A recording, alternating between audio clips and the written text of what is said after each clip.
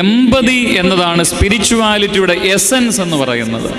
അപ്പം നമ്മൾ ഇന്ന് കൂടി വന്നു, പ്രാർത്ഥിക്കുവാനായിട്ട് നമ്മൾ വന്നു.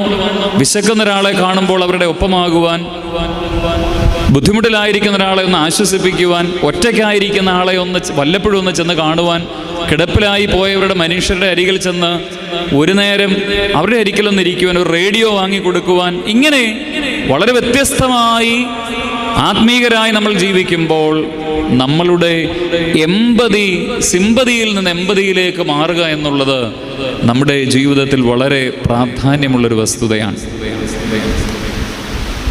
ഒന്നാമതായി പങ്കുവയ്ക്കുവാൻ ആഗ്രഹിക്കുന്ന വേദഭാഗം ബാറാസീറ എന്ന ജ്ഞാനിയുടെ പുസ്തകം 50-ാം അധ്യായം 30-ാം വാക്യം. ദൈവഭക്തിയുടെ ഔന്നത്യം മറ്റെല്ലാറ്റിനേക്കാളും ഉന്നതമാകുന്നു. എൻ്റെ മകനെ, നീ അത് കാണണം.